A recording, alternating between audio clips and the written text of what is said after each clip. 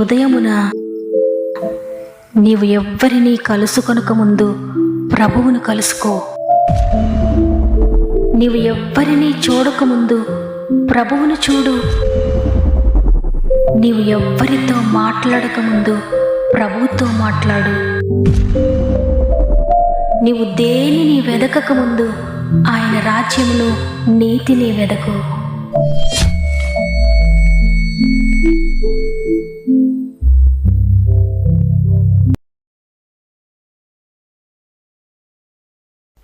Praise the lord. ప్రభువును రక్షకుడైన యేసుక్రీస్తు వారి అతి శ్రేష్టమైన నామములో మీ అందరికీ నా యొక్క ప్రత్యేకమైన శుభములు తెలియజేస్తూ మరి ఒకసారి ఈ వాగ్దాన కార్యక్రమానికి మిమ్మల్ని అందరినీ హృదయపూర్వకంగా ఆహ్వానిస్తున్నాను. దేవుని బిడ్డలారా, ఈ ఉదయాన ఎన్ని పనులున్నా ప్రార్థించడం, వాక్యం చదవడం మర్చిపోవద్దు. మీ గృహంలో ఉన్న ప్రతి సమస్య, శోధన అణచివేయబడాలి, సాతాను శక్తులు అణచివేయబడాలి అంటే దేవుని సన్నిధి మీ గృహంలో ఉండాలి. దేవుడే మిమ్మల్ని నడిపించాలి. ఉదయాన్నే వాగ్దానం ప్రతిరోజు ఎందుకు అంటే ఆయన నేనున్నానని నీతో చెప్తున్నారు. నీవే బంధకాల్లో ఉన్నా నేను విడిపిస్తాను. ఒకవేళ నీవు క్రింద పడినా తిరిగి నేను లేవనెత్తుతానని నిన్ను ధైర్యపరచడానికి ఈరోజు ఆయన నీతో మాట్లాడుతున్నారు. కాబట్టి దేవుని మాటను ఉన్నతున్నట్లుగా నమ్మండి, ప్రార్థన ద్వారా రిసీవ్ చేసుకోండి. ప్రతి వాగ్దానము మీ జీవితంలో దేవుడు త్వరలోనే నెరవేర్చబోతున్నాడు. మీలో ఇంకెవరైనా సమస్యలు ఉంటే తప్పకుండా కామెంట్స్ ద్వారా మీ యొక్క ప్రతి సమస్యను నాతో పంచుకోండి. తప్పక మీ కొరకు ప్రార్థిస్తాం. మీ యొక్క ప్రతి సమస్యను సృష్టికర్తకు అప్పగిస్తున్నాను. ఆయన జోక్యం చేసుకొని తప్పక మీకు విడుదలను అనుగ్రహిస్తాడు. దేవునికి మహిమ కలుగును గాక. ఈరోజు దేవుడు మనకు అనుగ్రహిస్తున్న శ్రేష్టమైన వాగ్దానం హోషేయ గ్రంథము 2వ అధ్యాయము 15వ వచనము. ఆకూరు శ్రమగల లోయను నిరీక్షణ ద్వారముగా చేసేదను. ఆమేన్. సృష్టికర్తైన దేవుడు ఈరోజు మీతో మాట్లాడుతున్నారు, మీ శ్రమను ఆశీర్వాదంగా మారుస్తానని. ఇక్కడ ఒక అద్భుతకరమైన విషయాన్ని దేవుడు మనకు తెలియజేస్తున్నాడు. అదేంటంటే మీరు ఎదుర్కొంటున్న శ్రమ, మీరు ఎదుర్కొంటున్న ఆ వ్యాధి లేక బాధ ఏదైనప్పటికీ కూడా ముందుకు సాగడానికి లేని ఆ బంధకాలనే అభివృద్ధికి మార్గములుగా చేస్తానని ఈరోజు దేవుడు వాగ్దానం ఇస్తున్నారు. మీ ప్రతి సమస్యను నేను తొలగిస్తానని ఆయన అనడం లేదు, కానీ మీరు ఏ బంధకంలో అయితే ఉన్నారో, ఏ లోయలో ఉన్నారో ఆ లోయను నేను భరిస్తాను, ఆ లోయని ఆశీర్వాదానికి మార్గంగా చేస్తానని ఉన్నది లేనట్లు చేయగలిగిన సముద్రుడైన దేవుడి రోజు నీతో మాట్లాడుతున్నారు. అందుకే భక్తుడు తన ఎక్స్పీరియన్స్ని తెలియజేస్తున్నాడు. నేను అనేక శ్రమల గుండా ప్రయాణించాను. ఈ శ్రమల లోయలో నుండి నేను ఇక పైకి లేవలేను అనుకున్నాను. నాకు ఇక మరణమే శరణ్యం అని అనుకున్నాను. కానీ తరువాత నాకు తెలిసింది శ్రమ నుండి ఉండుట నాకు మేలాయను అని చెప్తున్నాడు. అదేవిధంగా యెషయా గ్రంథము 38వ అధ్యాయము 17వ వచనంలో హిజ్కియా భక్తుడు మాట్లాడుతున్నాడు, మిక్కుటమైన ఆయాసము నాకు నెమ్మది కలుగుటకు కారణమాయను అని. ఎంత ఎక్కువగా నీవు శ్రమను అనుభవిస్తున్నావో అంత నెమ్మదిని దేవుడు నీకు ఇస్తానని ఈరోజు సెలవిస్తున్నాడు.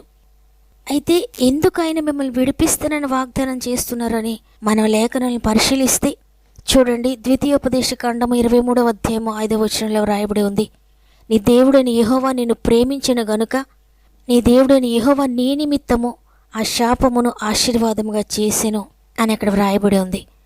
దేవుడు ఎంతగానో నిన్ను ప్రేమిస్తూ ఉన్నాడు, నిన్ను గురించి ఎంతగానో ఆలోచిస్తూ ఉన్నాడు. అందుకే తండ్రి అయిన దేవుడు తన ప్రియమైన ఏకైక కుమారుని యేసుక్రీస్తు ప్రభువారిని లోకానికి మన కొరకు పంపించారు. మన పాప భారాన్ని మోయడానికి, మన శాపాన్ని మోయడానికి, మన రోగాన్ని మోయడానికి, మనం అనుభవిస్తున్న ప్రతి శ్రమను మోయడానికి ఆయనను సిలువకు అప్పగించారు.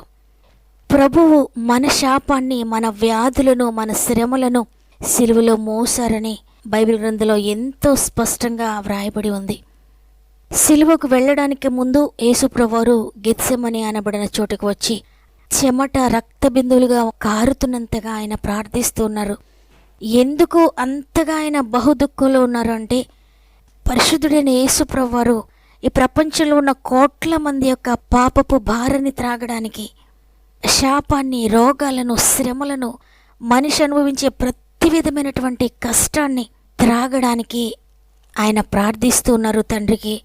మత్తయి సువార్త 26వ అధ్యాయము 39వ వచనంలో ఆయన చెప్తున్నారు, నా తండ్రి సాధ్యమైతే ఈ గిన్నె నా యొద్ద నుండి తొలగిపోనిమ్ము, అయినను నా ఇష్ట ప్రకారము కాదు, నీ చిత్త ప్రకారమే కానిమ్మని ప్రార్థించారు. 42వ వచనంలో, నా తండ్రి, నేను దీనిని త్రాగితేనే గాని ఇది నా యొద్ద నుండి తొలగిపోవుట సాధ్యము కాని ఎడల నీ చిత్తమే సిద్ధించునుగా కానీ ప్రార్థించి. పరిశుద్ధుడైన ప్రభు ఎవ్వరూ త్రాగలేని ఆ పాపపు పాత్రను త్రాగడానికి యేసుప్రభువారు ఎంతగానో వేదన పడ్డారు. అయినప్పటికీ కూడా ఆయన చెప్తున్నారు, నీ చిత్తమే సిద్ధించునుగా కానీ. ఎందుకంటే ఆ పాపపు పాత్రను ఆయన త్రాగగానే తండ్రి ఆయనకు దూరం అవుతారని ఆయనకు తెలుసు. తండ్రి ఆయన చేతిని విడిచిపెడతారని ఆయనకు తెలుసు. తండ్రితో ఎప్పుడూ ఎడబాటు కలిగి లేని ప్రభు మన కొరకు తండ్రి చేతిని విడిచిపెట్టాడు. ఆ భయంకరమైన పాత్రలోని పాపమును, శాపాన్ని, రోగమును, ప్రతి శ్రమను కూడా త్రాగడానికి ఆయన మన కొరకు తండ్రి చేతిని విడిచిపెట్టి మన పాపపు భారాన్ని ఆయన మోసారు, మన శాపాన్ని ఆయన మోసారు. ఆకోరు లోయ లాంటి పాపపు ఊబులో ఉన్న మనలను ఆయన విడిపించి మనలను తెల్లగా పవిత్రులుగా చేశారు. ఆయన ఆ పాపపు పాత్ర అంతా త్రాగారు మనకు బదులుగా. అందువల్ల ఈరోజు మనము దేవుని నీతిని కలిగి ఉన్నాం, నిత్య జీవానికి వారసులమవడానికి అర్హులమయ్యాం. కాబట్టి ఈరోజు ఈ మాటలు వింటున్న ప్రియ సహోదరి, ప్రియ సహోదరుడా, నీ పాపము నుండి నిన్ను విడిపించడానికి, నీ శాపము నుండి విడిపించి నిన్ను ఆశీర్వదించడానికి, నీవు అనుభవిస్తున్న ఆ లోయ, ఆ శ్రమ ఏదైనప్పటికీ కూడా నిన్ను పూర్తిగా విడిపించడానికి ఆయన సిద్ధంగా ఉన్నారు. కాబట్టి ఈరోజు ఇక నా స్థితి ఇంతే, నా జీవితం ఇక ఇంతే అని అనుకోవద్దు. నా కుటుంబం ఇక ఇంతే, ఇక మారదు నా జీవితం, నా పరిస్థితులు ఏవి కూడా మారవు. ఈ శ్రమల లోయలోనే నేను మగ్గిపోవలేమో, ఈ లోయలో నుండి నన్ను విడిపించగల వారు ఎవరూ లేరు, ఏ మార్గం కూడా నాకు కనబడడం లేదు, ఎవరు నాకు సహాయం చేస్తారో, ఎంత ప్రయత్నించినా, ఎంత ఆలోచించినా నాకు తప్పించుకునే మార్గమే లేదనుకుంటున్నావా? ఎంత మాత్రం నీవు ఆ విధంగా అనుకోవద్దు. ఎందుకంటే నిన్ను ప్రేమిస్తున్న ప్రభువు నీకు బదులుగా నీ కొరకు ఆయన భరించారు. ఆ శ్రమగల పాత్రను ఆయన త్రాగారు. అందువల్ల ఆకోరు లోయలో ఉన్న ఆ శ్రమగల లోయను నిరీక్షణ ద్వారముగా చేశారు. కాబట్టి ఎంత మాత్రము నీవు నిరాశ చెందొద్దు.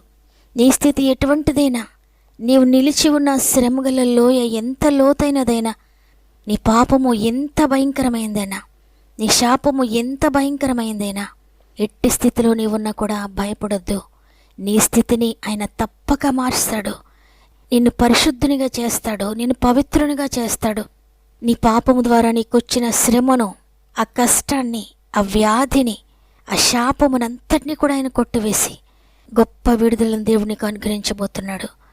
కాబట్టి ఈరోజు నీవు చేయాల్సింది, తండ్రి నేను పాపినయ్యా, అవును తండ్రి నేను పాపపు ఊబిలోనే ఉన్నాను, మరణకరమైన శాపగ్రస్తమైన ఆకోరు లోయ లాంటి పరిస్థితులు నాలో ఉన్నాయి, నన్ను క్షమించండి, నన్ను పరిశుద్ధునిగా చేయండి, పవిత్రునిగా చేయండి అయ్యా, నా జీవితాన్ని మార్చండి తండ్రి, నా నీతి మురికిగా ఉన్న తండ్రి, నా నీతి క్రియలు కాదు, నీ నీతిని నాకు ఇవ్వండి నాయనా అని హృదయపూర్వకంగా మన ప్రతి పాపమును కూడా ఒప్పుకుందాం ప్రభు సన్నిధిలో.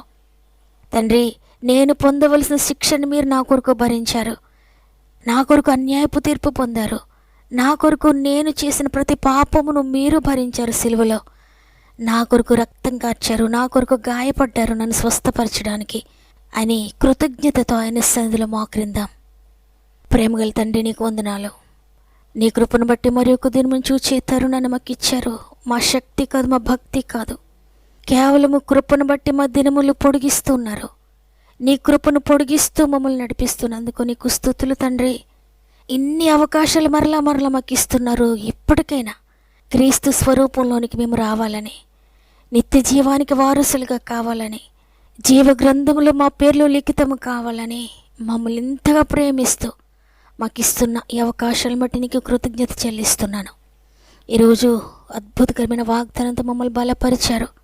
నీ పాపము, నీ శాపము ఆకోరు లోయలా ఉన్నా భయపడొద్దు, నేను భరించానని ఈరోజు మమ్మల్ని బలపరిచారు తండ్రి, నీకు వందనాలు. శ్రమగల లోయలో, పాపపు ఊబిలో ఎంతమంది ఉన్నారో ప్రతి ఒక్కరితో పరిశుద్ధాత్ముడా మీరు మాట్లాడండి, నిజమైన బోధకుడా మీరు మాట్లాడండి తండ్రి. మీరు మాట్లాడితే వారు బ్రతుకుతారు నాయనా. నా మాటల వల్ల ఎవ్వరికీ ఉపయోగం లేదయ్యా.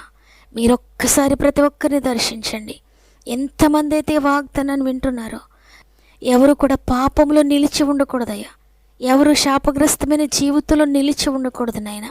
నిరుత్సాహంలో ఉండకూడదు తండ్రి. వ్యాధులతో నలిగిపోకూడదు నాయన. ఆర్థిక బంధకాల్లో నిలిచి ఉండకూడదు తండ్రి. కష్టంలో, శ్రమలో, లోయ లాంటి పరిస్థితుల్లో ఉండకూడదు నాయన. కన్నీటితో ఉండకూడదు నాయన. పరిశుద్ధాత్మ బోధకుడా మీరు మాట్లాడండి. ప్రతి ఒక్కరు వారి జీవితాలు నీకు సమర్పించుకుంటే, నీకు అర్పించుకుంటే తప్పక మీరు మార్చగలుగుతారు, తప్పక విడిపిస్తారయ్యా. నీకు అసాధ్యమైంది ఏదీ లేదు నాయన. ఎటువంటి స్థితిలో నుండైనా మీరు విడిపించగలరు, ఎటువంటి స్థితిలో నుండైనా మీరు లేవనెత్తగలరు. ఈ విషయాన్ని ప్రతి ఒక్కరికి తెలియచేయండి. ఆత్మీయ నేత్రాలు తెరవండి. ప్రతి ఒక్కరు కూడా వారి పాపముల కొరకు పశ్చాత్తాపడడానికి పరిశుద్ధాత్ముడా ప్రతి ఒక్కరిని తాకండి. ప్రతి ఒక్కరిని దర్శించి వారి జీవితాలు మార్చి నీ కొరకు నమ్మకంగా జీవించడానికి సహాయం చేయండి. అదేవిధంగా అనేక మంది బిడ్డలు వారి ప్రార్థన అవసరం నాకు తెలియజేస్తున్నారు. నేను ప్రార్థించడం కాదయ్యా, వారు నీ సన్నిధిలో మొరపెట్టే ఆత్మను దయచేయండి. ప్రార్థనాత్మను కుమ్మరించండి పరిశుద్ధాత్ముడా. నిజంగా మొరపెట్టి వారికి అందరికీ సమీపంగా ఉండటానికి సెలవిచ్చారు తండ్రి. తప్పక మీరు ప్రతి ప్రార్థన కొరకు వేచి ఉన్నారు. తప్పక ప్రతి ప్రార్థనకు జవాబిస్తారు నాయనా. కాబట్టి ప్రార్థనా పరులుగా నీ సన్నిధిలో గోచాడేవారిగా ప్రతి ఒక్కరిని కూడా మీరు చేయమని తండ్రి, ప్రతి ప్రార్థనకు మీరు త్వరలోనే జవాబిస్తున్నందుకు నీకు స్తుతులు చెల్లిస్తూ, మరి ముఖ్యంగా తండ్రి గర్భంతో ఉన్న ప్రతి బిడ్డను కూడా నీ చేతులు పెడుతున్నానయ్యా. 9 నెలలు మీరు తోడుగా ఉండండి. అద్భుతకరమైన సేఫ్ డెలివరీస్ మీరు దయచేస్తున్నందుకు వందనాలు. ఈరోజు పుట్టినరోజులు, పెండ్లి రోజులు జరుపుకున్న వారందరినీ కూడా ప్రత్యేక నీ చేతులు పెడుతున్నాను. ఈ సంవత్సరం అంతా తోడుగా ఉండి నడిపించండి. ఈ దినం ప్రారంభిస్తుండగా ఈరోజంతా మీ కుటుంబానికి తోడుగా ఉండి, వారు వెళ్ళే ప్రతి స్థలములో నీ దూతలను తోడుగా ఉంచి, వారికి ముందుగా మీరు నడిచి వారి ప్రయత్నములన్నీ కూడా సఫలపరుస్తున్నందుకు నీకే కృతజ్ఞతాస్తుతులు చెల్లిస్తూ యేసయ్య పరిశుద్ధమైన నామములో అడిగి వేడుకొంచున్నాను తండ్రి. ఆమెన్. ఈ వాగ్దానం ద్వారా మీరు బలపరచబడ్డారని నమ్ముతున్నాను.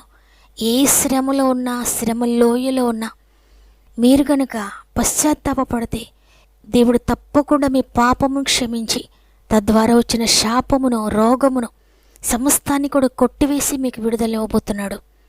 ఒప్పుకోండి కన్నీటితో. దేవుడు క్షమించడానికి సిద్ధ మనసు కలిగి ఉన్నాడు. ఈ వాగ్దానం నాతో మాట్లాడిందన్న వారందరూ కూడా ఆమెనని చెప్పండి. లైక్ చేయడం, షేర్ చేయడం మర్చిపోకండి. మీకు అనుకూలమైతే మీకు తెలిసిన వారందరికీ తప్పక షేర్ చేయండి. దేవుడు మీ